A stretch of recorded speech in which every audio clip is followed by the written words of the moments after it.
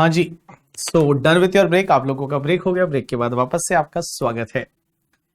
तो चलिए, ब्रेक से पहले हमने जो डिस्कस किया था that was about your syllabus. आपके सिलेबस में क्या क्या है, आप लोग क्या क्या पढ़ने वाले हैं, अगले 70 डेज में क्या क्या होने वाला है, वो सब हमने डिस्कस किया था। चलिए अब अपन बात करते हैं कि सर,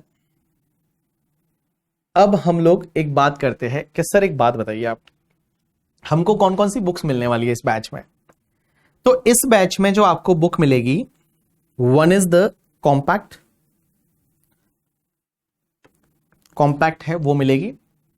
अब जो कॉम्पैक्ट जो है, वो कॉम्पैक्ट में क्या होता है कि लाइक आपको थियोरिटिकल बहुत इजी लैंग्वेज में थियोरी लिखी होती है, दैट इज द कॉम्पैक्ट। दूसरा जो उसके साथ में मिलेगा that is the compiler and एक बुक मिलेगा that is the bare act का।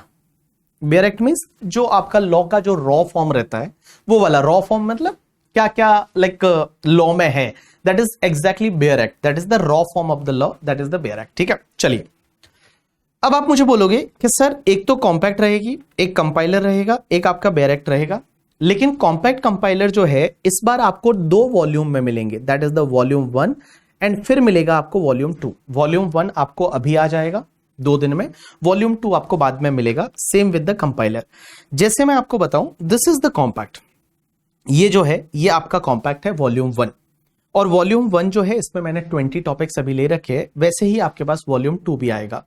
कॉम्पैक्ट है वो बहुत ही वैसी बुक है, बड़ी इंटरेस्टिंग सी बुक है, बहुत अच्छी सी बुक है करके, ठीक है। और इस बुक में जहां जहां पे अमेंडमेंट रहेगा उसको ग्रीन कलर में डाला होगा, means it is a colour coded book.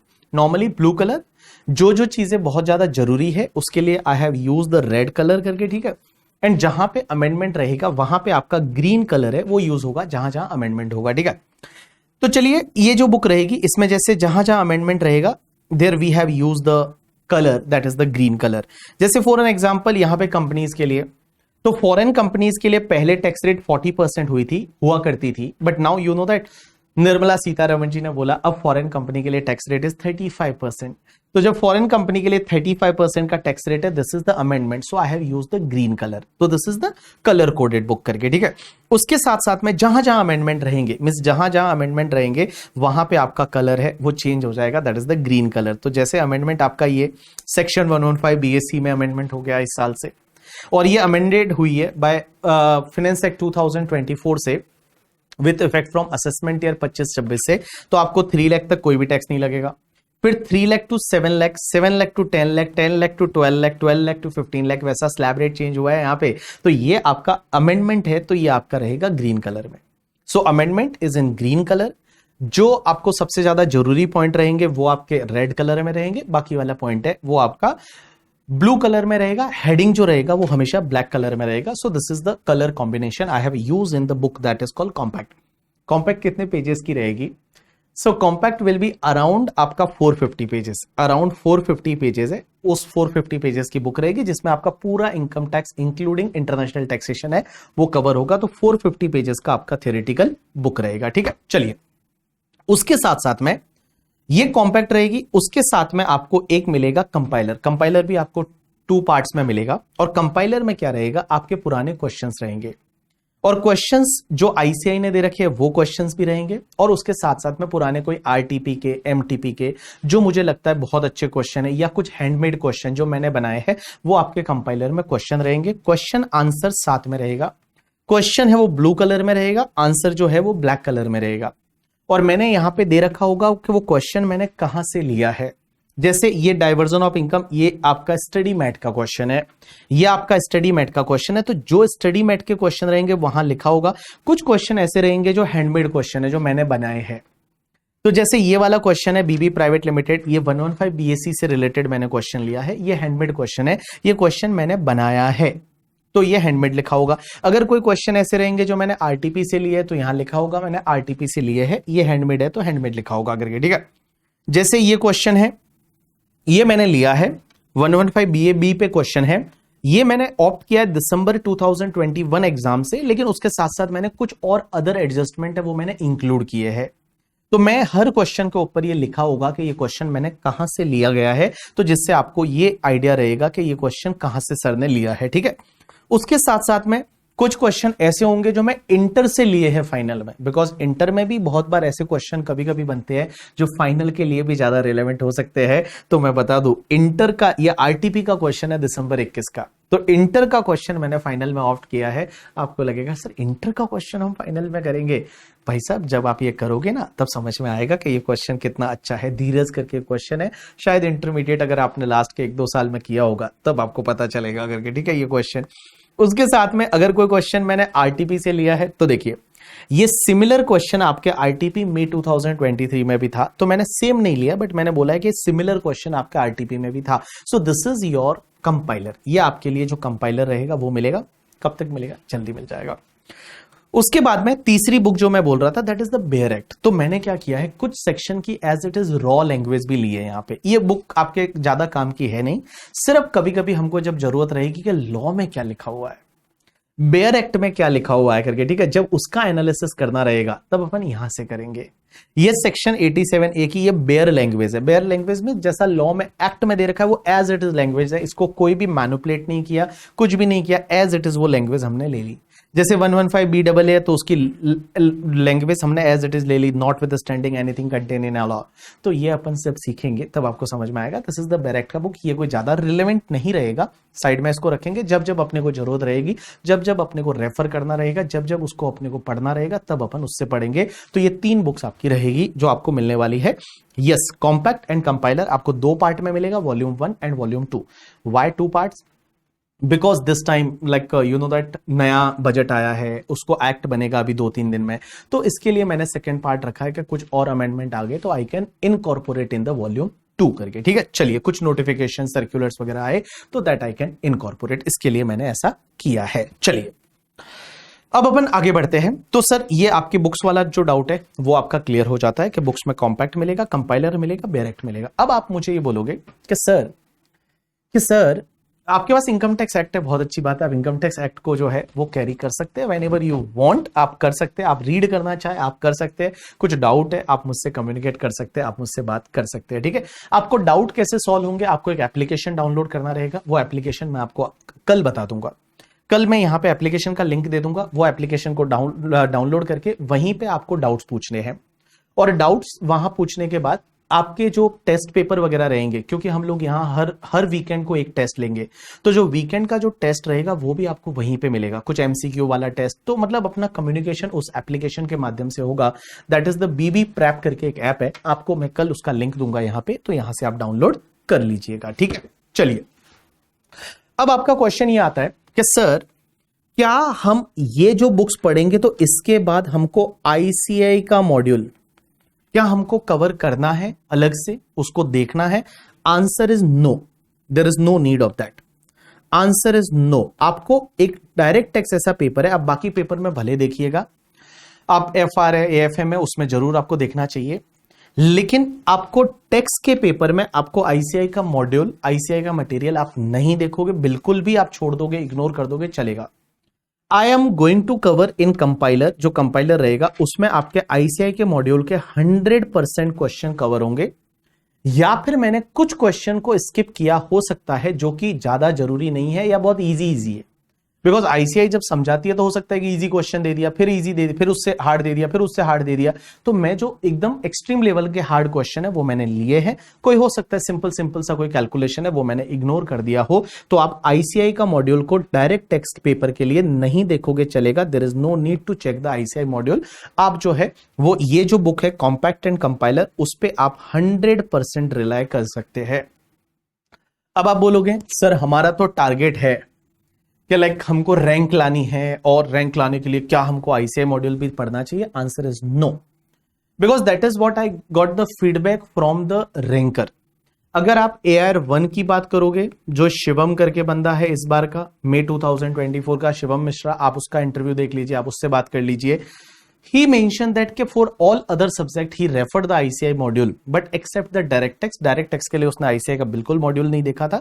Directly he just went through the compact and compiler and that is the sufficient. And he mentioned that कि compiler में जो क्वेश्चन है उसका लेवल बहुत अच्छा है, तो आप डायरेक्टली जो है वो कॉम्पैक्ट कंपाइलर, यही आपका बेस मटेरियल होना चाहिए। 450 पेजेस का आपको कॉम्पैक्ट मिलेगा अप्रोक्स, एंड 500 पेजेस के अप्रोक्स है वो आपको कंपाइलर मिलेगा। तो this 950 pages are sufficient for you, just you have to rely on this, और आपको यही पढ़ना है करके, ठीक है। चलिए, उसके बाद AR3 जो किरण का मैंने इंटरव्यू लिया था, आप इंटरव्यू देख सकते हो हमारी वेबसाइट, लाइक उसने भी यही बोला था कि sir for the DT I just go through the compact and compiler, तो आप इतना पढ़ लेंगे, दैट इज द काफी है करके, ठीक है। चलिए, अब किसी का क्वेश्चन ये रहेगा, सर कंपाइलर में जो क्वेश्चन है वो सब क्या आप क्लास में कराओगे? Answer is big no. अगर मैं क्वेश्चन कराऊंगा तो आप करोगे क्या करके, ठीक है।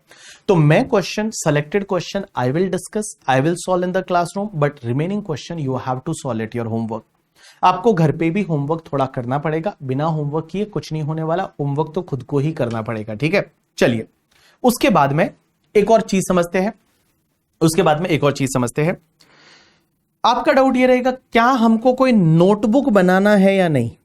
नोटबुक, देखो, अगर आपको एक आधा नोटबुक बनाना है तो आप बना देना आपके रफ काम के लिए, या जैसे मैंने पेपर दिया उसको सॉल्व करने के लिए, तो आप एक नोटबुक रख लेना चाहिए। तो 200 पेजेस का, ज्यादा पेजेस की जरूरत है नहीं, 200 पेजेस का आप एक नोटबुक बना लीजिए। एंड उसके साथ में नोटबुक बना लिया, उसके साथ में आपको एक है ना स्टिकी नोट अपने साथ में रखना है हर रोज। कल परसों से जब आपके पास बुक आ जाएगी उसके बाद आपको स्टिकी नोट साथ में रखना है। स्टिकी नोट्स जो है वो आपको साथ में रखता है। स्टिकी नोट्स किसको बोलते हैं पता है ना? वो येलो कलर के एक नोट्स आते हैं, ठीक है, पतले से, जहां चाहिए वो चिपका दो बुक में, ठीक है। तो वो स्टिकी नोट्स है, वो आपको रखना है। क्योंकि क्या होगा, बहुत बार ऐसा होगा कि मैंने यहां पे कुछ ड्रॉ किया, या मैंने यहां पे कुछ बनाया, और आपको लगता है ये मुझे लिखना चाहिए, तो आप चुपचाप क्या करिए, उस स्टिकी नोट्स पे बना के, और जिस कॉन्सेप्ट से रिलेटेड था वहां पे उसको चिपका दीजिए।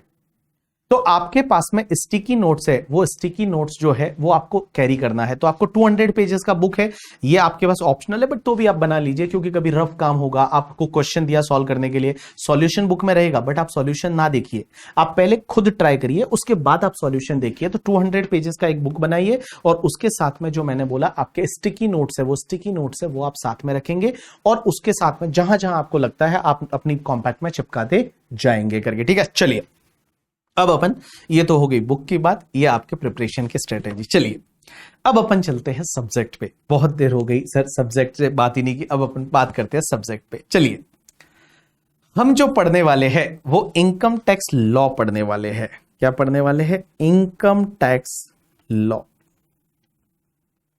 Income tax loss. मुझे एक बात बताइए, इनकम टैक्स लॉज में बहुत सारी सेक्शंस होती है। जैसे एक बात बताओ, जैसे ये लिखा हुआ है सेक्शन 15(5)(b), इसको कैसे रीड करेंगे? इसको कैसे रीड करेंगे? इसको कैसे रीड करेंगे? चलो बताइए आप मुझे, how we will read it. हम इसको रीड कैसे करेंगे? इसको कैसे बोलेंगे? सेक्शन। इसको क्या बोलेंगे? इसको क्या बोलेंगे? इसको क्या बोलेंगे? इसको कैसे रीड करेंगे? किसी को फोन पे बताना है तो फोन पे आप कैसे बताओगे? ऐसे बताओगे कि काम कर, पहले 15 लिख, फिर ब्रैकेट खोल के 3 लिख, फिर उसमें एक और ब्रैकेट खोल के 5 लिख, उसके बाद अब B लिख। क्या ऐसा बोलेंगे? How you will read it? Right answer is, मैं बता दूं, सबसे पहले जो लिखा होगा that is called your section. ये आपका सेक्शन है।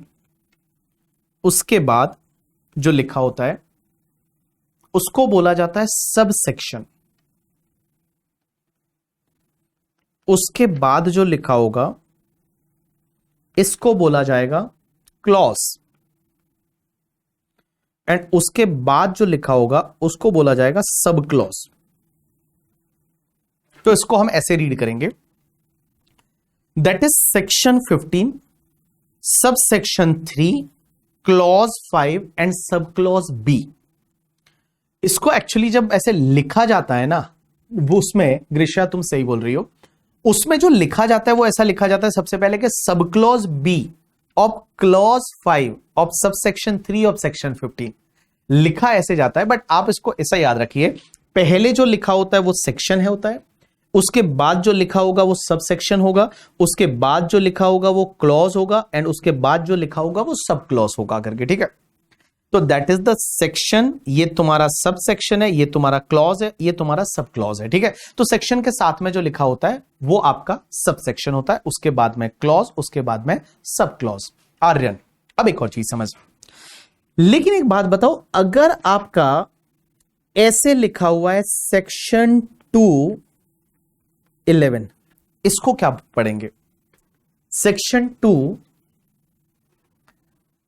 क्लॉज 11 या सब सेक्शन 11? सेक्शन 2 क्लॉज 11 या सब सेक्शन 11? क्लॉज 11 या sub section 11?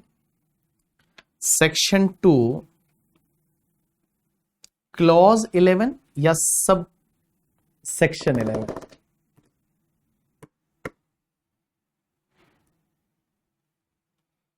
Section 2 clause 11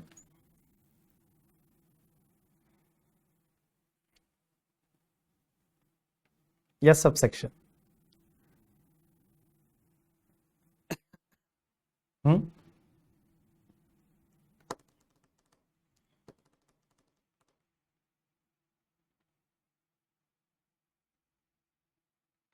right answer is, इसको बोलेंगे सेक्शन,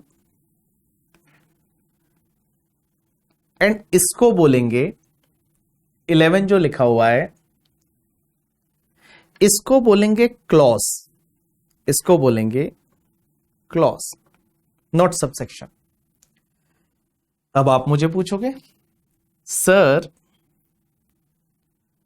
कब हमको सेक्शन के साथ में जो लिखा है उसको क्लॉज बोलना है एंड कब हमको सब सेक्शन बोलना है? क्योंकि एक बात बताओ, आप जो मैं यहां बोल रहा हूं 11 को आप क्लॉज बोलना है यहां पे, सेक्शन 2 क्लॉज 11, एंड यहां पे बोल रहा हूं सेक्शन 15 सब सेक्शन 3।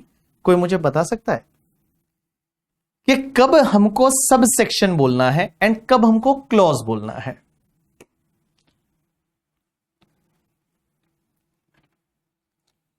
जैसे यहां वापस लिख रहा हूं, जैसे सेक्शन मान लो 11(5) है, तो इसको 11 को सेक्शन और इसको सब सेक्शन बोलेंगे। लेकिन सेक्शन 10(1) है मान लो, तो सेक्शन 10 में इसको सेक्शन बोलेंगे और इसको क्लॉज बोलेंगे। हाँ, सेक्शन 10 में भी 10 is a section, 1 is a clause, but 11 में सेक्शन सब सेक्शन।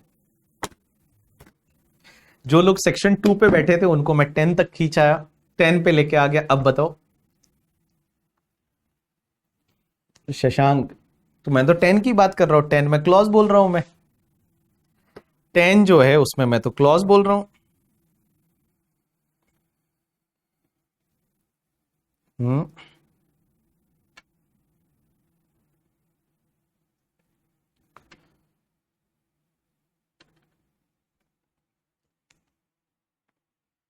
चलिए बताइए कब आपको क्लॉज बोलना है, कब आपको सब सेक्शन बोलना है?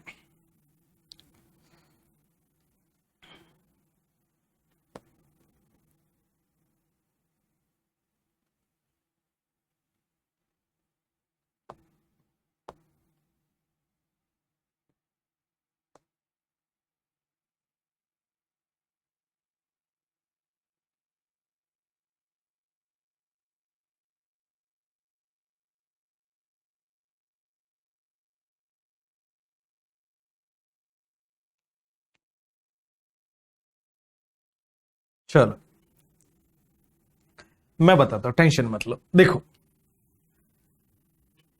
अगर कहीं पे बहुत सारे बच्चों ने सही आंसर किया, that is Rohit, very good. मनशा, चलिए गुनगुन, कितना अच्छा नाम है ना गुनगुन, मेघा, विक्रम भाई, विकास।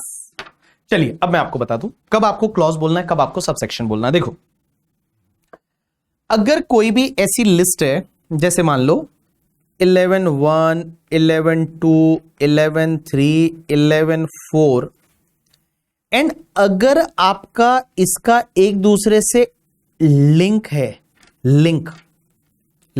है तो इसको हम बोलेंगे सबसेक्शन।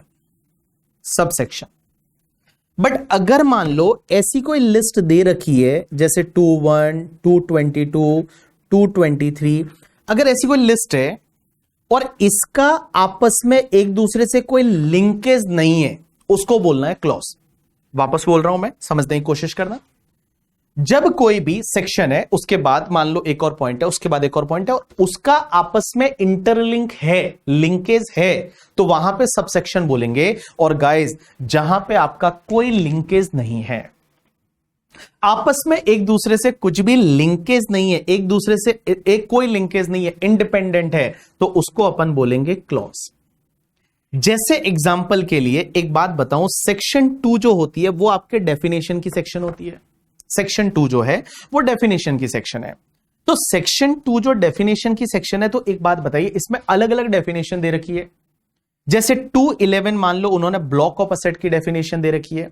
उसके बाद 242A में उन्होंने short term long term asset की डेफिनेशन दे रखी है। उसके बाद उन्होंने 222 में डिविडेंड की डेफिनेशन दे रखी है। ऐसे ही एक डेफिनेशन उन्होंने डोमेस्टिक कंपनी की दे रखी है जिसका आपस में कोई भी लिंकेज नहीं है।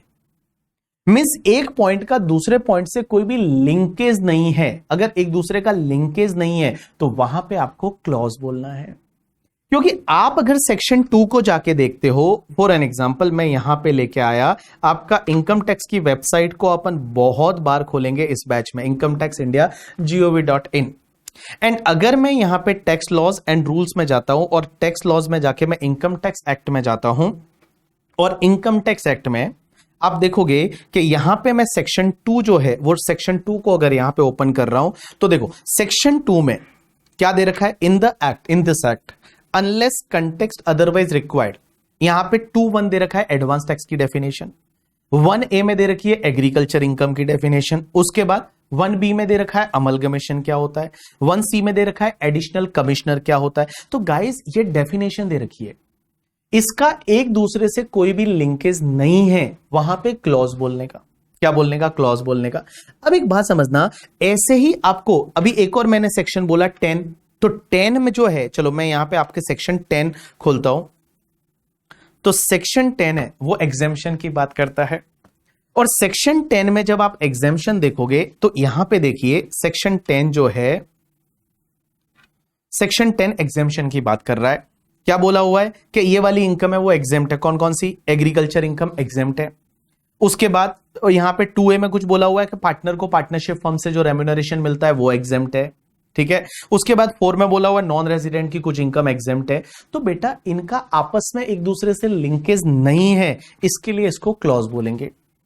लेकिन बाकी जितनी भी आप सेक्शन देखोगे ना, वहां पे एक दूसरे से लिंकेज होगा, वहां पे सब सेक्शन बोलेंगे। अब आप बोलोगे सर हम कैसे मान ले आपकी बात, क्या सेक्शन 2 सेक्शन 10 में क्लॉज बोलना है। चलो मैं आपको इसको भरोसा दिलाता हूं, भरोसा आपको ऐसे भी मेरे पे होना चाहिए, बट अगर नहीं भरोसा हो रहा है तो मैं आपको भरोसा दिलाता हूं।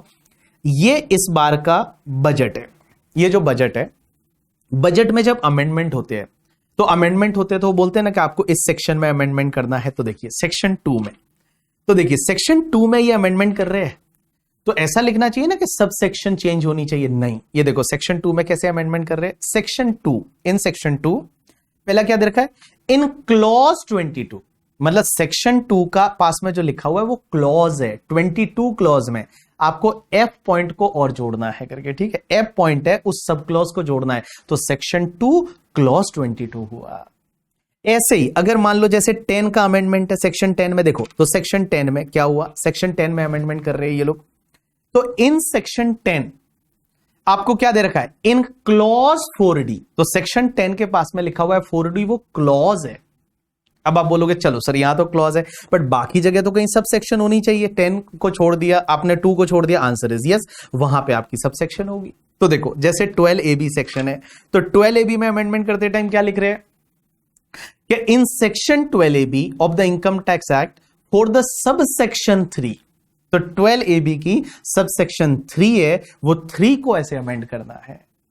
तो आप इन चीजों को समझिए कि यहां पे कहां सब सेक्शन और कहां पे क्लॉज है, फिर कंफ्यूज मत होना कि यहां पे क्लॉज है और यहां पे सब सेक्शन है, क्योंकि मैं बोलते टाइम मैं बड़ा परफेक्टली बोलूंगा। मैं सेक्शन 10 के साथ जो बोलूंगा मैं हमेशा क्लॉज बोलूंगा, सेक्शन 2 के साथ जो बोलूंगा मैं क्लॉज बोलूंगा, बट मैं बाकी सेक्शंस के साथ जो बोलूंगा वहां पे मैं सब सेक्शन बोलूंगा। तो ये आपको थोड़ा आइडिया होना चाहिए कि कहां सब सेक्शन यूज हो रहा है, कहां क्लॉज यूज हो रहा है। आप बोलोगे इनकम टैक्स में और कोई ऐसी जगह है कि जहां पे सर लाइक क्लॉज यूज हुआ है? मैं बता दूं आपको, 3 चीजें याद रखनी है। एक तो सेक्शन हमारे इनकम टैक्स में 2 है, एक आपकी 10 है एंड एक 47 है। ये 2, 10 एंड 47 ये 3 सेक्शन ऐसी है जहां पे क्लॉज वर्ड यूज होगा। सेक्शन 2 में, सेक्शन 10 में एंड सेक्शन 47 में ये 3 जगह ऐसी है जहां पे आपका जो है वो क्लॉज वर्ड यूज होगा, बाकी सब जगह है वो आपकी सब सेक्शन वर्ड यूज होगा करके। ठीक है, चलिए ये तो हो गई आपके सेक्शन की बात, सब सेक्शन की बात, क्लॉज की बात। चलिए अब एक बात बताओ, हम बात कर रहे हैं इनकम टैक्स की। मुझे बताओ सबसे पहले हमारी गवर्नमेंट टैक्स क्यों लेती है? सेक्शन 11 किससे रिलेटेड है? Kareena, that 11 is related to the trust, charitable religious trust से रिलेटेड। मुझे सबकी चैट दिख रही है तो आप बार बार ये मत लिखना करके, ठीक है? कि भाई मुझे लाइक 10 14 को कैसे 10 14 2 को कैसे बोलेंगे? तो 10 is a section, sub section 10 section, clause 14 sub clause बोलेंगे उसको। गवर्नमेंट टैक्स क्यों लेती है? राइट आंसर इज वेलफेयर के लिए। गवर्नमेंट टैक्स लेती है वेलफेयर के लिए। Right answer is government tax क्यों लेती है? आमदनी of the government to run the country. चलिए वेरी गुड। तो किसी ने बोला गवर्नमेंट टैक्स क्यों लेती है? क्योंकि गवर्नमेंट को आपने एक रेस्पॉन्सिबिलिटी दे रखा है to run the country, run India. India को रन करने के लिए एक रेस्पॉन्सिबिलिटी दे रखा है कि हमारा जो ब्यूटीफुल कंट्री है भारत, दैट इज इंडिया, उसको रन करना है, उसको चलाना है। उसके लिए क्या चीज की जरूरत होती है? अगर आपको कोई रेस्पॉन्सिबिलिटी दी जाती है कि इंडिया को रन करना है, इंडिया को चलाना है, तो उसके लिए 2 चीजों की जरूरत होती है। सबसे पहले किसी भी कंट्री को चलाने के लिए, कोई भी डिसीजन लेने के लिए आपके पास क्या होना चाहिए? पावर होना चाहिए, पावर होना चाहिए। और दूसरा आपके पास क्या होना चाहिए? पैसा होना चाहिए। तो एक तो चाहिए आपके पास पावर और दूसरा आपके पास चाहिए पैसा, that is the money. One is the power, one is the money. अब एक बात समझना, हमारी जो गवर्नमेंट है वो गवर्नमेंट पावर कहां से लेती है? अपनी मर्जी है वैसे लॉ बना देती है। आपने देखा होगा कि लॉ बना देती है, ये बना दिया, ये टैक्स लॉ बन गया, ये बन गया, वो बन गया। सर एक बात बताओ, ये पावर हमारे पास कहां से आती है गवर्नमेंट के पास? तो मैं बता दूं, गवर्नमेंट के पास जो है ये पावर जो आती है वो पावर आती है कॉन्स्टिट्यूशन ऑफ इंडिया से। कॉन्स्टिट्यूशन ऑफ इंडिया, और इंडिया का जो कॉन्स्टिट्यूशन है उस कॉन्स्टिट्यूशन में गवर्नमेंट्स को पावर दे रखी है। और गवर्नमेंट को पावर्स दे रखी है, आपको पता है उसमें आपने ऐसा पढ़ा होगा कि कुछ 3 लिस्ट है और वो 3 लिस्ट में जो मैटर दे रखे हैं उस पे लॉ बनाने का पावर गवर्नमेंट के पास है। कि जो तुम्हारी सेंट्रल लिस्ट है, जिसको अपन यूनियन लिस्ट भी बोलते हैं, यूनियन लिस्ट में कुछ मैटर ऐसे दे रखे हैं जिस पे लॉ बनाने का पावर है, वो हमारी सेंट्रल गवर्नमेंट के पास है। स्टेट लिस्ट में कुछ मैटर ऐसे है जिस पे लॉ बनाने का पावर हमारी स्टेट गवर्नमेंट के पास है। एंड गाइस, कॉन्करेंट लिस्ट में जो भी दे रखा है उसमें लॉ बनाने का पावर दोनों के पास है। तो कॉन्करेंट लिस्ट में तो सच ऐसा कुछ है नहीं करके, ठीक है, आपका state list and union list में है। तो सर एक बात बताओ, हमारी गवर्नमेंट इनकम टैक्स लेती है, तो इनकम टैक्स लेने का पावर दे रखा है गवर्नमेंट को? आंसर इज यस, दे रखा है। और इनकम टैक्स लेने का जो पावर दे रखा है, इनकम टैक्स लेने का जो, देखो आर्टिकल 247 है, उसका एक 7th शेड्यूल है। और 7th शेड्यूल में फिर उन्होंने जो 7th शेड्यूल है उसमें ये पावर दे रखा है। और कॉन्स्टिट्यूशन ऑफ इंडिया में एक एंट्री है, that is the 7th schedule में, और वो entry number 82, entry number 82 of union list, union list constitution of India में जो यूनियन लिस्ट है, वो यूनियन लिस्ट में एक एंट्री नंबर 82 है। और 82 नंबर एंट्री है वो हमारे सेंट्रल गवर्नमेंट को पावर देती है कि गवर्नमेंट टैक्स लगा सकती है, टैक्स ऑन इनकम, इनकम पे टैक्स लगा सकती है other than agriculture income. Agriculture income को छोड़ के बाकी कोई भी इनकम होती है उस इनकम पे हमारी गवर्नमेंट टैक्स लगा सकती है, central government, tax on income other than agriculture income. ये पावर कहां दे रखा है? Entry number 82 of the union list of 7 schedule of article 246 में करके। ठीक है, चलो अपन एक काम करते हैं, एक बार कॉन्स्टिट्यूशन आपको बता ही देता हूं। देखो, जब भी मैं आपको कुछ पढ़ाऊंगा या कुछ ऐसे भारी भारी वर्ड यूज करूंगा तो मैं आपके सामने वो चीज है वो प्रस्तुत भी करूंगा कि ये देखो यहां दे रखा है। चलिए, मैं यहां पे कॉन्स्टिट्यूशन ऑफ इंडिया जो है वो सर्च कर देता हूं।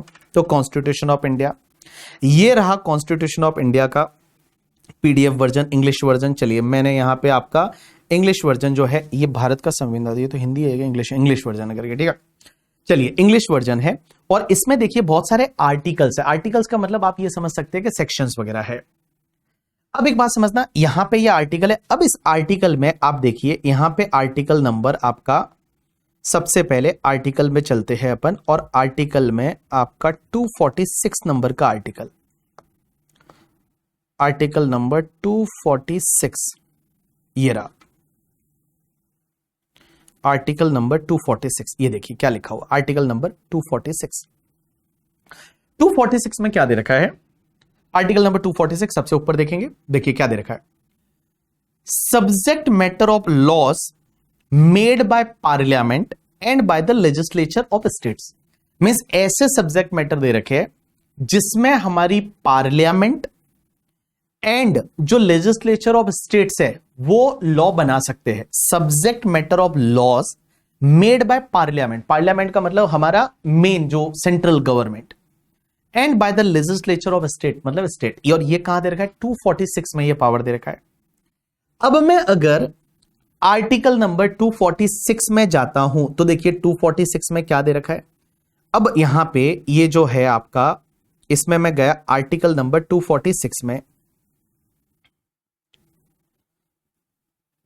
एक सेकेंड, हाँ पहुंच गए बस। 246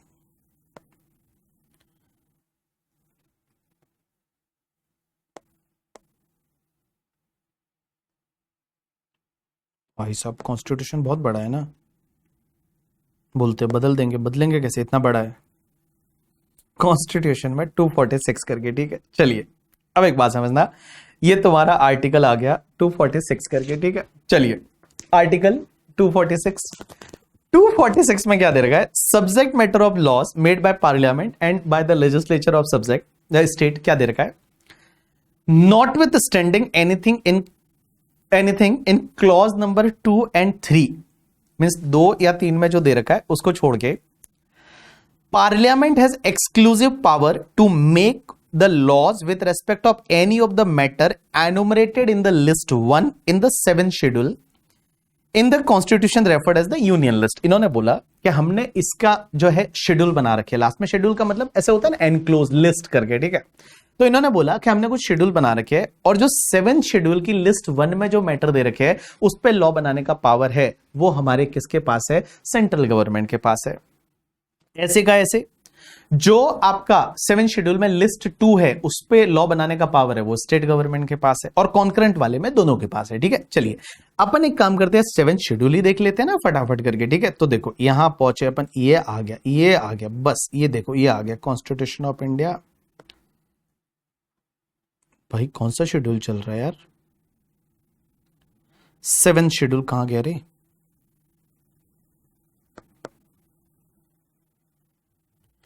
आ जाओ यार, 2nd शेड्यूल आया अभी तो। ये तुम्हारा हो गया 6th शेड्यूल, 6 के बाद तो 7 आना ही चाहिए।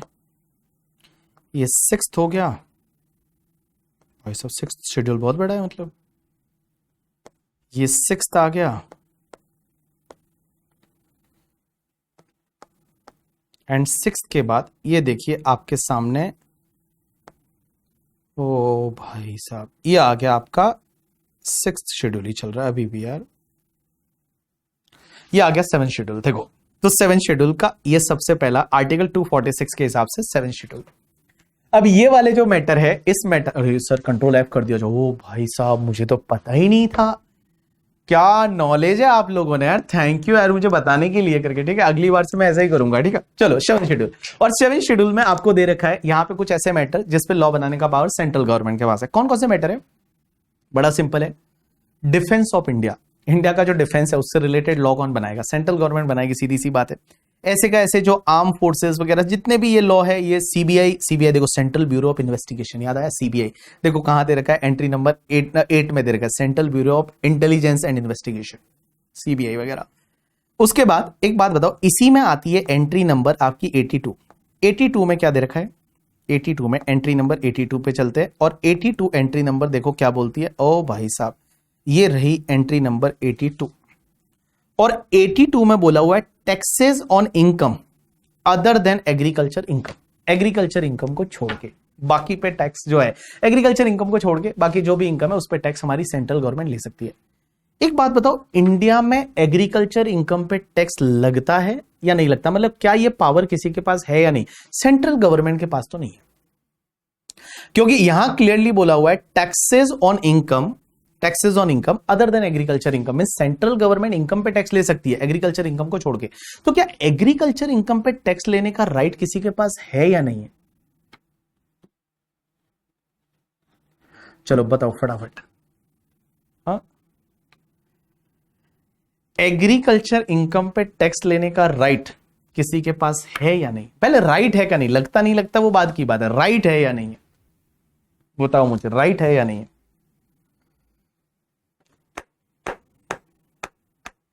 एग्रीकल्चर इनकम तो एग्जेम्प्ट है। Right answer is sir, agriculture income पे सेंट्रल गवर्नमेंट टैक्स तो नहीं ले सकती, लेकिन क्या स्टेट गवर्नमेंट को यह पावर दे रखा है? Answer is yes. हमारी स्टेट गवर्नमेंट चाहे तो एग्रीकल्चर इनकम पे टैक्स ले सकती है। और मैं बताऊं ये पावर स्टेट गवर्नमेंट को कहां दे रखा है, तो चलो स्टेट लिस्ट देखते हैं इसके बाद।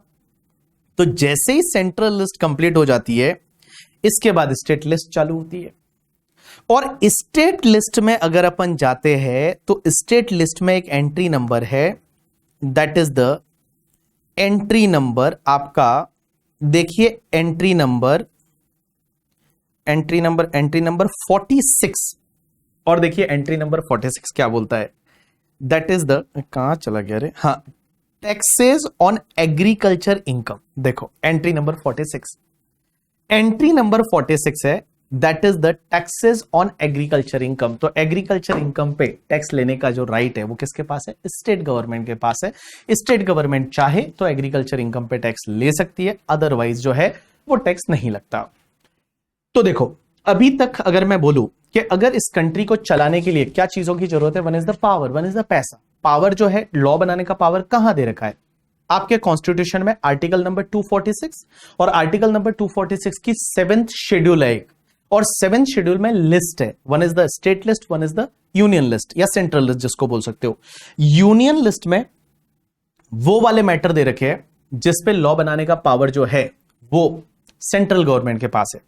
उसका एंट्री नंबर 82 है जो ये पावर देता है सेंट्रल गवर्नमेंट को कि वो लॉ बना सकते हैं tax on income other than agriculture income. Agriculture income पे टैक्स लगाने का पावर है वो स्टेट गवर्नमेंट के पास है, और स्टेट गवर्नमेंट चाहे तो टैक्स ले सकती है due to the entry number 46 of the state list of the 7th schedule of the article 246 of constitution of India के हिसाब से। मुझे एक बात बताओ कि सर एग्रीकल्चर इनकम पे आज की डेट में टैक्स नहीं लगता, एग्रीकल्चर इनकम पे आज की डेट में टैक्स नहीं लगता, कितनी भी एग्रीकल्चर इनकम कमाओ देयर इज नो टैक्स। आपको क्या लगता है, क्या एग्रीकल्चर इनकम पे टैक्स लगना चाहिए या नहीं लगना चाहिए? That is one question from my side. क्या एग्रीकल्चर इनकम पे टैक्स लगना चाहिए या नहीं लगना चाहिए? What you feel?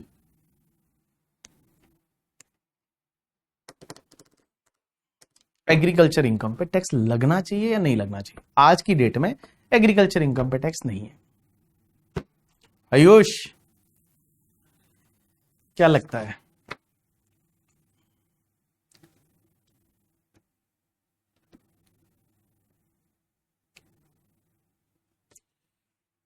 कुछ लोग बोलते हैं नहीं लगना चाहिए, कुछ लोग बोलते हैं लगना चाहिए, राइट। कुछ बोलते हैं नहीं लगना चाहिए, बोलता है 50% लगना चाहिए। अरे भाई, आज की डेट में कोई भी एग्रीकल्चर इनकम कमाता है, इवन कंपनी, कोई कंपनी ने मान लो फार्म लिया और फार्म पे एग्रीकल्चर प्रोड्यूस बनाया, भेजा, एक्सपोर्ट किया, कमाया, no tax at all. Right answer is देखो, मेरा मानना क्या है वो मैं आपको बता दूं, आपका मानना क्या है हो सकता है। अब एग्रीकल्चर इनकम पे टैक्स क्यों नहीं लगता, उसके पीछे के दो रीजन है। पहला रीजन तो यह है, अगर सोफिस्टिकेटेड रीजन देखें तो गवर्नमेंट फार्मर को प्रोटेक्ट करना चाहती है, गवर्नमेंट चाहती है लोग एग्रीकल्चर, और इंडिया का मेजर पोर्शन एग्रीकल्चर पे डिपेंड है पॉपुलेशन का, तो गवर्नमेंट चाहती है इस पे टैक्स ना लगाए, इस पे टैक्स जो है वो ना लगाए करके, ठीक है। तो that's why agriculture income is exempt, because they want to promote the farming, that is the sophisticated way. दूसरा, एग्रीकल्चर इनकम पे टैक्स इसलिए नहीं लगता क्योंकि मैंने तो ये देखा है कि बहुत सारे पॉलिटिशियन का एग्रीकल्चर इनकम है। आप देखोगे जितने भी पॉलिटिशियन है वो पॉलिटिशियन का एग्रीकल्चर इनकम है। बहुत सारे पॉलिटिशियन का, पी चिदम्बरम तक का एग्रीकल्चर इनकम है, बाकी को तो छोड़ दो। पी चिदम्बरम ने नर्सरी उगाई, नर्सरी से बोलते हैं उसने पौधे बेचे और बोला एग्रीकल्चर इनकम है, and it is totally exempted. उसके साथ साथ में it is a vote bank also. आज की डेट में अगर मान लो कोई सरकार एग्रीकल्चर इनकम पे टैक्स लगा ले तो गवर्नमेंट गिर जाए, मैं लिख के दे सकता हूं करके, ठीक है। और ये वाली जो गवर्नमेंट है, अभी वाली जो करंट मोदी सरकार जो है, या जिसको अपन एनडीए की गवर्नमेंट बोलेंगे, एनडीए की गवर्नमेंट में तो बीजेपी के पास मेजोरिटी नहीं है, 240 सीट से है और मेजोरिटी नहीं है, और अगर मान लो एग्रीकल्चर इनकम पे टैक्स लगा दे तो भाई साहब गवर्नमेंट है वो गिर जाएगी, बिकॉज बड़े प्रोटेस्ट होंगे एंड बड़ी चीजें लाइक होगी। Now what is my opinion कि एग्रीकल्चर इनकम पे टैक्स लगना चाहिए या नहीं। माय ओपिनियन, अगर आप मेरी ओपिनियन बोलोगे, पूछोगे, तो मैं बोलता हूं कि एग्रीकल्चर इनकम पे टैक्स लगना चाहिए, बिल्कुल लगना चाहिए, but there should be a threshold limit. आप एक बड़ी थ्रेशोल्ड लिमिट दे दीजिए करके, ठीक है, बड़ी थ्रेशोल्ड लिमिट दे दीजिए, बड़ी थ्रेशोल्ड लिमिट दे दीजिए। बड़ी थ्रेशोल्ड लिमिट मींस, सर आप एक काम करिए, ऐसा कर दीजिए कि 50 लाख रुपीस तक आप एग्रीकल्चर इनकम कमाते हो तो 50 लाख तक की एग्रीकल्चर इनकम को एग्जेम्प्ट कर दो। But why not tax on more than 50 lakh rupees? भाई अगर if any person is earning more than 50 lakh rupees then there should be the tax ना। आप 50 लाख तक की इनकम को एग्जेम्प्ट कर दो। हम ये नहीं चाहते गरीब किसान पे टैक्स लो, मैं ये चाहता ही नहीं, और इनकम हो तो टैक्स लो, और 50 लाख का एग्जेम्पशन दे दो, 50 लाख का आप बेसिक एग्जेम्पशन दे दो ना, 50 लाख का बेसिक एग्जेम्पशन दे दो कि 50 लाख रुपीज तक की इनकम पे कोई टैक्स नहीं लगेगा। बट जो किसान 50 लाख कमा रहा है, ठीक है, उसको टैक्स न मत लो, but when that person is earning more than 50 lakh rupees, more than crore rupees, then he should be chargeable to tax ना। आप देखोगे बहुत सारे किसान ऐसे हैं जो बड़े संपन्न किसान है, संपन्न means they are like, you can say that वो जो किसान है उनके पास बहुत पैसा है यार, and they are earning crores of rupees from the agriculture activity. उन्होंने कंपनियां बना रखी है, फर्म बना रखी है, बड़ी बड़ी गाड़ियां लाते हैं, जी वैगन में घूम रहे हैं मान लो करके, ठीक है। तो उस पर्टिकुलर केस में तो भैया टैक्स लगना चाहिए ना। When a salary employee, when he is earning 10 lakh rupees, he used to pay the tax, then why not the person who is earning income from the agriculture? तो agriculture की income पे tax लगना चाहिए, मेरा मानना यह है कि यस लगना चाहिए, it should not be like exempted. आप एग्जेम्पशन दो, बट 50 लाख भी मैंने अपर साइड बोला है, गवर्नमेंट कंसीडर 20 लाख भी कर सकती है, 25 लाख भी कर सकती है करके, ठीक है, एंड उसके ऊपर की जो इनकम होगी उस पर तो टैक्स लगना चाहिए। My view is yes, it should be taxable, India will get the good tax amount from the agriculture income अगर ऐसा होता है तो। अब मैं बता दूं एग्रीकल्चर इनकम एग्जेम्प्ट है, इसकी वजह से बहुत ज्यादा मार्केट में टैक्स अवॉइडेंस भी होता है। टैक्स अवॉइडेंस का बड़ा तरीका, सिंपल सा तरीका है, आपने देखा होगा, आपने सुना होगा, अमिताभ बच्चन की एग्रीकल्चर से इनकम है। अमिताभ बच्चन जो है, अमिताभ बच्चन अपना करके, ठीक है, हाँ भाई साहब, तो उसकी भी एग्रीकल्चर इनकम है। आप देखोगे बड़े बड़े पॉलिटिशियन की एग्रीकल्चर इनकम है। और ये एग्रीकल्चर इनकम जो है ना, एग्रीकल्चर इनकम जो है, ये एग्रीकल्चर इनकम सच में होती नहीं है, बहुत बार तो ये लोग प्लानिंग करते हैं। कैसे प्लानिंग करते हैं, एक एग्जांपल मैं लेता हूं, ठीक है। जैसे मान लो मैं मेरी बात करता हूं, मेरे पास में ये खेत है राजस्थान में, ये राजस्थान में मेरे पास एग्रीकल्चर लैंड है। मींस लोग कैसे मजे लेते हैं देखना, एग्रीकल्चर लैंड है, ये मेरे नाम पे है, राजस्थान में है। अब ये राजस्थान में एग्रीकल्चर लैंड है, मैं यहां पे कुछ एक्टिविटी होती ही नहीं है आजकल, बट मेरे पास है। अब मैं क्या करता हूं, मान लो मेरे पास में कैश पड़ा है, ब्लैक का पैसा है, कैश पड़ा है 50 लाख रुपया, 50 लाख रुपया कैश पड़ा है। मैं क्या करता हूं, इसको वाइट करता हूं। कैसे, बड़ा सिंपल से वाइट कर दूंगा। कैसे, मैं ये बोलता हूं मेरे नाम पे है एग्रीकल्चर लैंड, मैं ये बोलता हूं कि मैंने यहां पे एग्रीकल्चर प्रोड्यूस किया, और एग्रीकल्चर प्रोड्यूस करने के बाद एग्रीकल्चर प्रोड्यूस है, वो एग्रीकल्चर प्रोड्यूस मैंने सेल कर दिया, और एग्रीकल्चर प्रोड्यूस मैंने सेल कर दिया, और सेल करने से मैं क्या करूंगा, एक बिल ला लूंगा। आजकल जो ये आपके एपीएमसी मंडी होती है, APMC agriculture produce market committee, तो जो मंडी होती है, मंडी में बहुत सारे सेलर होते हैं, बहुत सारे सेलर बायर होते हैं, तो उनसे क्या करूंगा, मैं सिर्फ बिल ले लूंगा। मैं उनसे सिर्फ क्या करूंगा, ये मिस्टर बीबी, मैं क्या करूंगा, बिल ले लूंगा, और मैं उससे बिल लेके मैं बोलूंगा मैंने आपको एग्रीकल्चर प्रोड्यूस बेचा है, आप मेरे बैंक में पैसा दे दो। तो वो क्या करेगा, मेरे बैंक में पैसा दे देगा, और मैं उसको कैश दे दूंगा। और मार्केट में ये ट्रांजैक्शन होते हैं 1 to 2% देके, और मार्केट में ऐसे ट्रांजैक्शन होते हैं। अब एक बात समझना, अब होगा क्या कि मैंने उससे बिल लिया, और बिल लेके मेरे बैंक में पैसा आ गया, मैं तो बोलूंगा मैंने एग्रीकल्चर प्रोड्यूस बेचा है, मैंने एग्रीकल्चर प्रोड्यूस बेचा है। और भैया, और एग्रीकल्चर प्रोड्यूस बेचा है, और मैं ये एग्रीकल्चर इनकम को मैं एग्जेम्प्ट करा दूंगा अंडर सेक्शन 10(1), तो ब्लैक एंड व्हाइट बड़ा इजीली हो जाता है। या फिर आपको मैं बताऊं, बिल की भी बहुत बार जरूरत नहीं होती, छोटी सी 5, 10, 15 लाख की एग्रीकल्चर इनकम तो आप ऐसे ही बता सकते हो, कैश है जमा करा दो, बोलना हमने एग्रीकल्चर प्रोड्यूस बेचा था, हमारे पास एग्रीकल्चर लैंड है। अब कौन देखने आया है क्या आपके पास सच में एग्रीकल्चर प्रोड्यूस हुआ था या नहीं हुआ था करके, ठीक है। तो लोग ऐसी प्लानिंग क्या करते हैं, it is not a planning, it is a tax evasion करके आप गलत तरीके से कर रहे हो, but people use to do in the market. But मैं बता दूं, आजकल जो है वो इनकम टैक्स डिपार्टमेंट भी बड़ा होशियार हो गया है। इनकम टैक्स डिपार्टमेंट जो है वो इनकम टैक्स डिपार्टमेंट बड़ा इंटेलिजेंट हो गया है। और इनकम टैक्स डिपार्टमेंट आजकल क्या करता है पता है आपको, अगर मैं बता दूं, अगर बड़ा केस है जहां पे लगता है कि करोड़ों का अवॉइडेंस हो सकता है, इनकम टैक्स डिपार्टमेंट आजकल आपसे पूछता है। एक केस ऐसा आया जिसमें एसएससी से पूछा कि अच्छा आपने एग्रीकल्चर इनकम बताई, फॉर एन एग्जांपल ये एसएससी बोलता है कि मेरी एग्रीकल्चर इनकम है 2 करोड़ रुपए की। एओ उससे पूछता है, एओ इससे पूछता है करके, ठीक है, एओ उससे पूछता है कि भाई एग्रीकल्चर इनकम है, बोला क्या आपने बोया था बताओ मुझे, मींस कौन सी क्रॉप आपने सेल की। एसएससी आजकल वो भी बता देता है मैंने ये क्रॉप सेल की, ये रहा बिल। अब सच में वो एग्रीकल्चर लैंड, एग्रीकल्चर एक्टिविटी हुई थी या नहीं।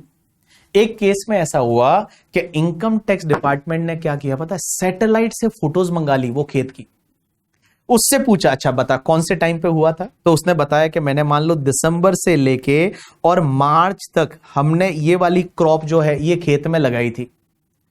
Department use the technology, department ने क्या किया, हमारा जो इसरो वगैरह है उनसे उन्होंने बोल के और वहां से उस एरिया की उस पीरियड की सैटेलाइट की फोटोज मंगा ली।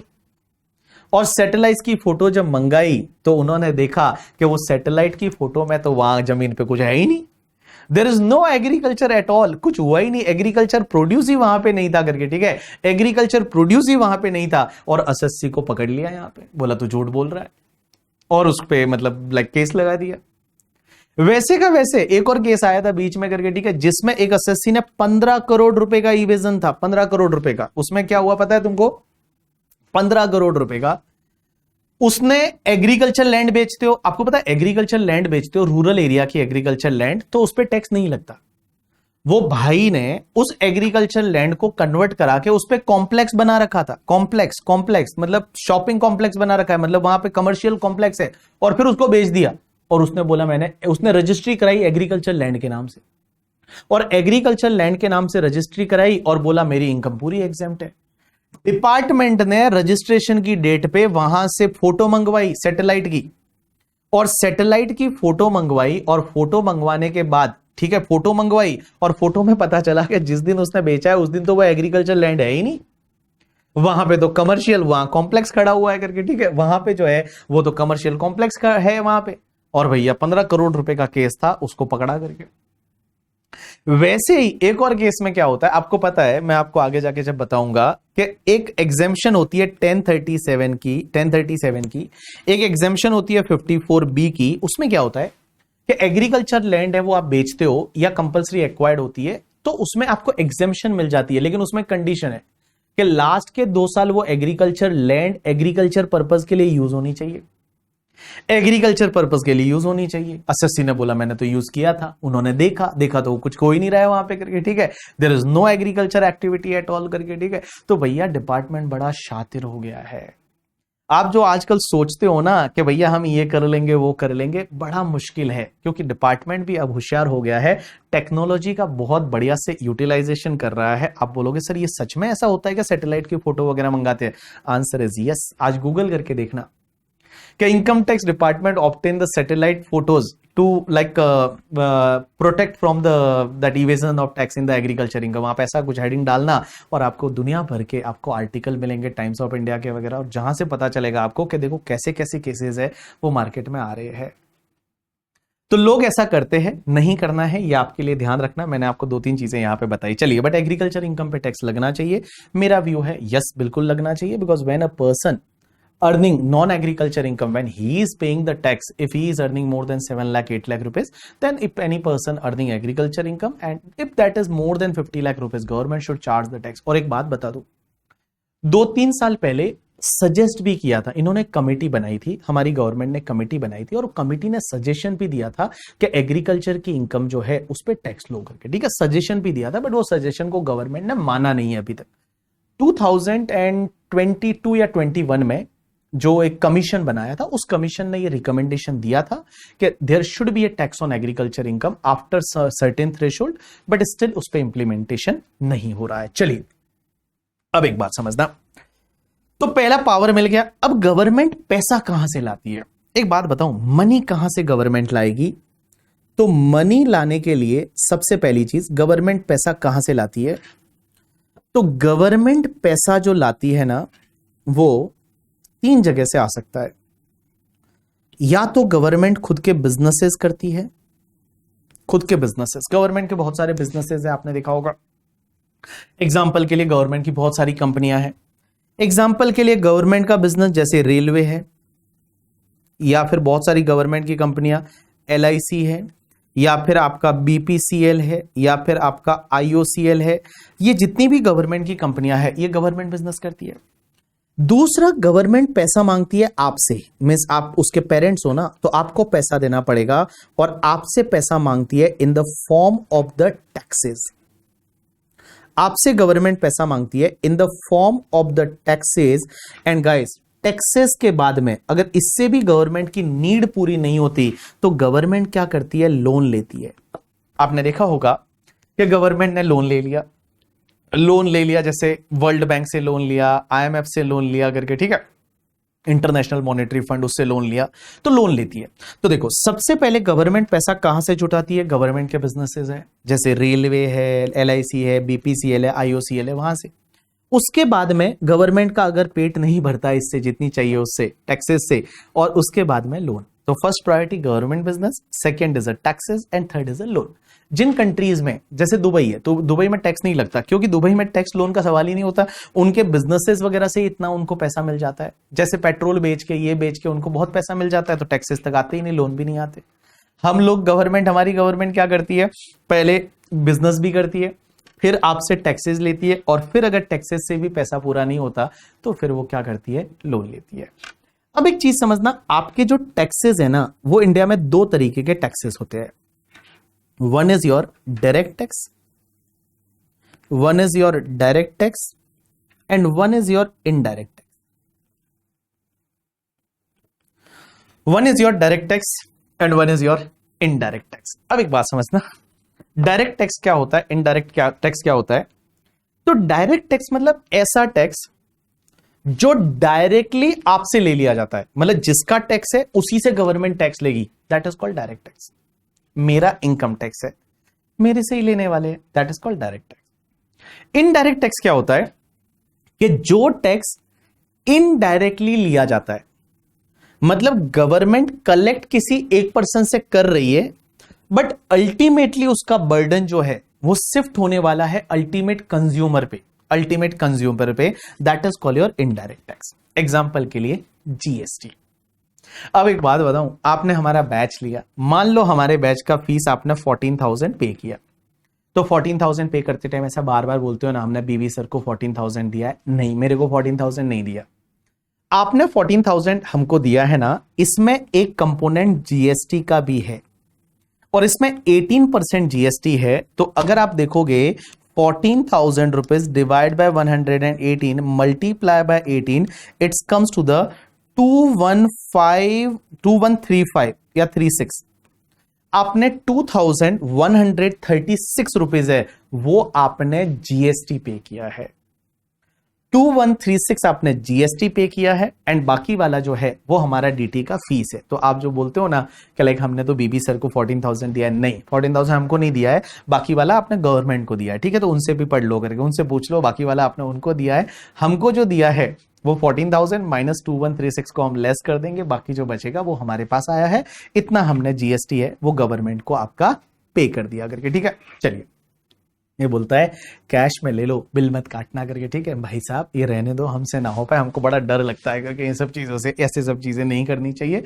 और मैं तो यार एथिकल प्रैक्टिस पढ़ाने वाला हूं आपको, और आप इवेजन की बात कर रहे हो, टैक्स अवॉइडेंस की बात कर रहे हो, नहीं। तो देखो, इनडायरेक्ट टैक्स क्या होता है कि आप देखो, आपने टैक्स दिया हमको, हमने आपसे कलेक्ट करके गवर्नमेंट को जमा करा दिया, that is called indirect tax. Direct tax क्या होता है, जिसका टैक्स है उसी से लिया जाता है।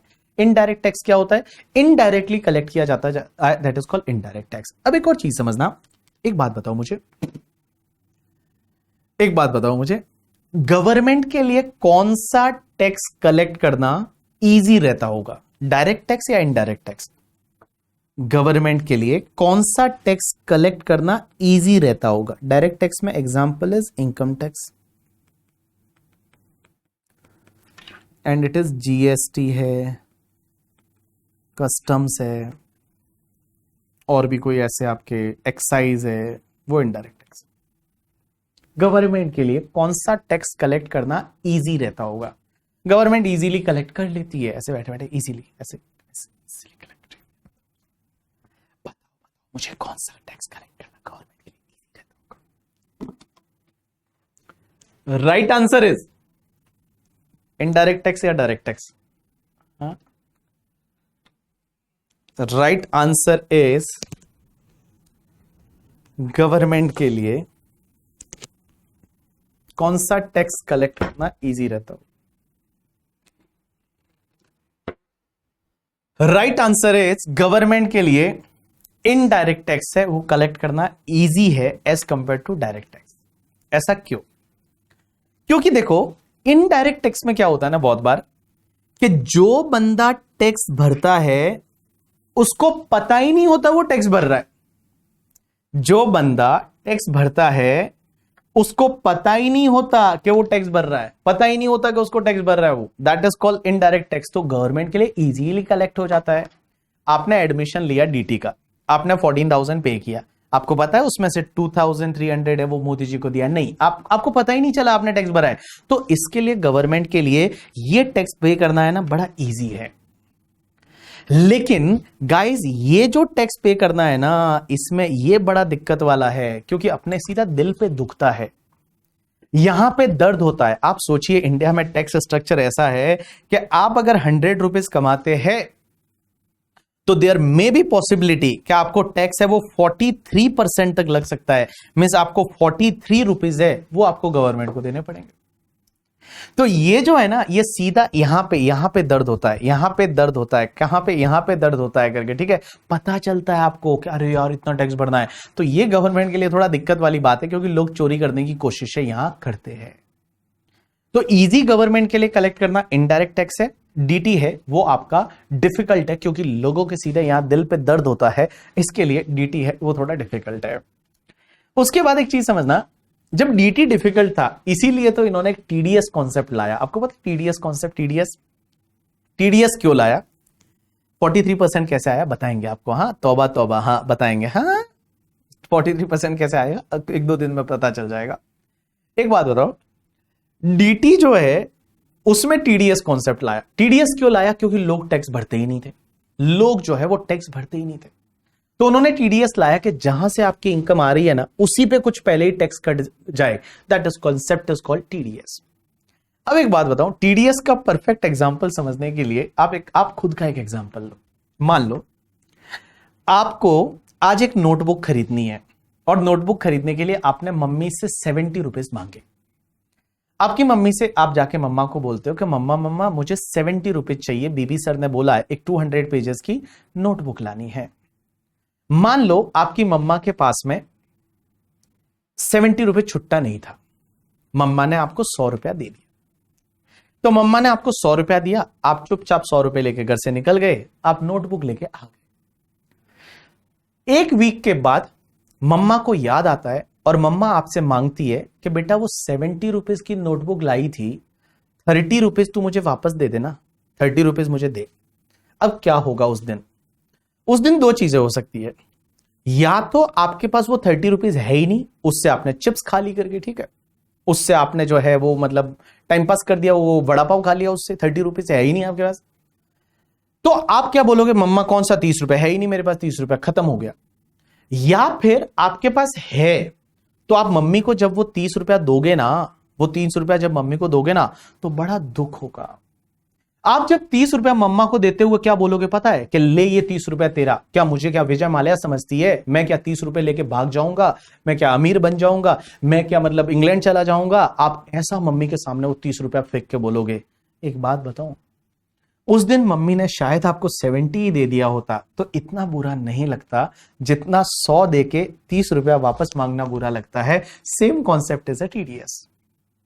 अगर आपकी पूरी इनकम आ जाती करके आपके हाथ में, तो भैया टैक्स भरने में थोड़ी दिक्कत आती। तो आजकल हम लोग क्या करते हैं कि भाई अगर 10% कट के ही आया है, प्रोफेशनल फीस है 10% कट के ही आया है, तो हमको लगता है चलो यार 10% तो चला गया।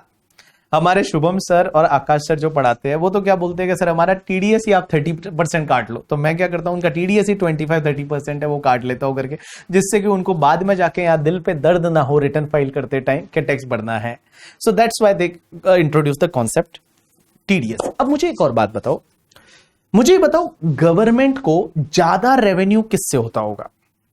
डायरेक्ट टैक्स से या इनडायरेक्ट टैक्स से? मतलब आज की डेट में, पहले हो सकता है कुछ भी था, आज की डेट में आपको क्या लगता है?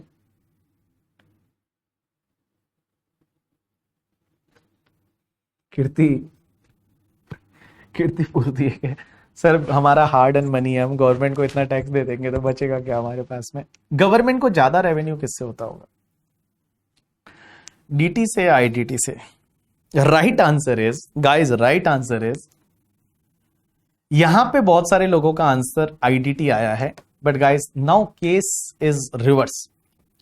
अब गवर्नमेंट को डायरेक्ट टैक्स से ज्यादा रेवेन्यू है as compare to indirect tax. मतलब आप, क्योंकि गवर्नमेंट ने इस बार जो बजट दिया, बजट से पहले ये लोग एक ग्लांस देते हैं, और अगर आप देखोगे तो इसमें इन्होंने जो हाईलाइट दी है उसमें बताया है कि गवर्नमेंट को रेवेन्यू, ये देखो मैं कहां से ले रहा हूं, जो बजट है उस बजट में उन्होंने बताया कि गवर्नमेंट के पास पैसा कहां से आता है और पैसा कहां को जाएगा।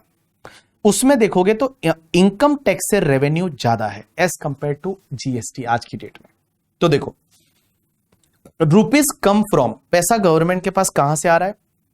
एक टाइम था जब आपका इनकम टैक्स से गवर्नमेंट को सिर्फ 10 to 12% रेवेन्यू आता था, but now it is a 19%। 19% revenue है वो गवर्नमेंट को कहां से आने वाला है? इनकम टैक्स से आने वाला है। उसके साथ साथ में यूनियन एक्साइज ड्यूटी है, एक्साइज ड्यूटी जो यूनियन वाला है उससे 5%, जीएसटी से 18% है। तो देखो जीएसटी से 18% है और इनकम टैक्स से 19% है, लेकिन बड़ी इंटरेस्टिंग चीज, कॉर्पोरेट टैक्स से 17% है। तो कॉर्पोरेट टैक्स भी तो इनकम टैक्स का ही पार्ट है। एक बात बताओ, कॉर्पोरेट टैक्स मतलब कंपनियों को टैक्स, तो जो कंपनीज को टैक्स लग रहा है वो भी तो, कंपनीज को जो टैक्स लग रहा है वो भी तो इनकम टैक्स ही, अपन उसको बोलते भले अलग से कॉर्पोरेट टैक्स है, but it is also income tax. तो आज की डेट में अगर आपको कोई ये पूछे कि ज्यादा रेवेन्यू जीएसटी का है या इनकम टैक्स का है, तो यहां पे मैं बोलूंगा इनकम टैक्स का है, और अगर कॉर्पोरेट टैक्स को जोड़ते हो तो और भी ज्यादा हो जाएगा। तो 19% and 17% it's comes to the 36%। 36% revenue है वो आपका डायरेक्ट टैक्सेस से आता है, और बाकी ये जो रेवेन्यू है एक तो आपका 18% और एक 5% है, ये गवर्नमेंट को इनडायरेक्ट टैक्सेस से आता है करके, ठीक है। ये तुम्हारा इनडायरेक्ट टैक्सेस से आता है। बाकी कस्टम से 4% रेवेन्यू आता है। उसके बाद में जो क्या बोलते हैं नॉन टैक्स रिसिट से 9% गवर्नमेंट इतना लोन लेगी। देखो 27% है उतना गवर्नमेंट है वो लोन लेके, बोरोइंग एंड अदर लाइबिलिटीज जो है इससे गवर्नमेंट को रेवेन्यू आएगा। तो इस साल जो पैसा आएगा 1 रुपए में कितना पैसा कहां से आ रहा है और पैसा जा कहां रहा है, तो पैसा जा कहां रहा है करके, ठीक है। तो यहां पे जा कहां रहा है, आपके other expenditure, pension, interest payment में हमारा 19% जाता है। सोचो एक साल में गवर्नमेंट जितना इनकम टैक्स ले रही है ना, उतना 19% है वो सिर्फ लोन का इंटरेस्ट पे करने में जा रहा है गवर्नमेंट का। इतना लोन ले रखा है तो लोन का इंटरेस्ट पे करने में, इंटरेस्ट पेमेंट में ही इतना चला जाता है करके, ठीक है। चलिए अब एक बात समझना, तो मैंने आपको यहां पे क्या बताया, यहां पे मैंने आपको बड़ी सिंपल सिंपल सी चीजें बताई, और सिंपल सिंपल सी चीजें आज आपको मैंने बताई करके, ठीक है। आज का लेक्चर अपन यहीं पे वाइंड अप करेंगे, इससे ज्यादा कुछ नहीं पढ़ेंगे। तो मैंने आपको सिर्फ क्या बताया, आज एक बार मैं वापस से इस चीज को रिवाइज करा देता हूं जो मैंने आपको बताया। मैंने आपको आज जो बताया वो क्या बताया, सबसे पहले आपके सिलेबस के बारे में आपको बताया, और सिलेबस में क्या रहेगा, कैसे रहेगा, क्या क्या चीजें हैं, कौन कौन से टॉपिक्स है, कितना उसका वेटेज है, वो सब चीजें बताई। उसके साथ में मैंने आपको बताया आपको कौन सी बुक मिलेगी। उसके साथ में इनकम टैक्स लॉज हम पढ़ने वाले हैं, एक्ट तो पढ़ेंगे ही पढ़ेंगे, लॉज पढ़ने वाले हैं, सेक्शंस को कैसे रीड करना है, क्लॉज कब आएगा, सब सेक्शन कब आएगा, इंडिया को रन करने के लिए कॉन्स्टिट्यूशन में पावर दे रखी है। पावर कहां दे रखी है, आपका आर्टिकल 246 में, और 246 जो आर्टिकल है उसका 7 शेड्यूल है, और 7 शेड्यूल में 3 लिस्ट दे रखी है। उसमें यूनियन लिस्ट है, उसकी एंट्री नंबर 82 है, वो गवर्नमेंट को पावर देती है कि हमारी सेंट्रल गवर्नमेंट टैक्स ले सकती है on tax on income other than agriculture income. State government भी ले सकती है वो एग्रीकल्चर इनकम पे, वो पावर दे रखा है स्टेट लिस्ट में। बाकी मैंने आज जनरल डिस्कशन किया। आज का लेक्चर जो है वो बड़ा हल्का फुल्का ही लेक्चर था। इनकम टैक्स ऐसे हल्का फुल्का ही रहेगा, डोंट वरी, आपको बहुत मजा आएगा इनकम टैक्स में करके, ठीक है। और इनकम टैक्स में आपको बहुत मजा आएगा, आपको interesting, this paper is interesting, you have to develop the interest. आप अपना इंटरेस्ट है वो इस पेपर में डेवलप करिए, आपको बहुत मजा आएगा। बस मेरी 2-3 रिक्वेस्ट है, एक तो जो मैं पढ़ाता हूं और उस दिन मैं बोलता हूं आधा घंटा रिवाइज करके आना है तो आना है। अगर आपको मैंने बोला आज 1 घंटा रिवाइज करके आना है तो आना है। अगर मैंने कुछ होमवर्क दिया है तो वो आपको करना है तो वो आपको करना है। ये कुछ 2-3 चीजें, मैं आपको टेस्ट पेपर दूंगा, वो टेस्ट पेपर सॉल्व करना है तो करना है। तो ये सब चीजें आप अगर फॉलो करोगे, ये सब्जेक्ट आप इजीली क्रैक कर जाओगे, कोई दिक्कत नहीं है, ठीक है। चलिए, तो आज का अपना इंट्रोडक्टरी लेक्चर था, बेसिक लेक्चर था। कल से हम चालू करेंगे बजट के बारे में, इस बजट में क्या अमेंडमेंट आए, टैक्स रेट, कल से हम चालू करेंगे टैक्स रेट वाला टॉपिक कि आपके एग्जाम के लिए टैक्स रेट्स क्या है, कैसे है। तो कल से जो पढ़ेंगे that will be like examination perspective है, वो रिलेवेंट है, वो चालू होगा। तो कल अपन इसके आगे पढ़ेंगे। आज के लिए इतना बहुत है। Thanks a lot people, that's enough for today from my side.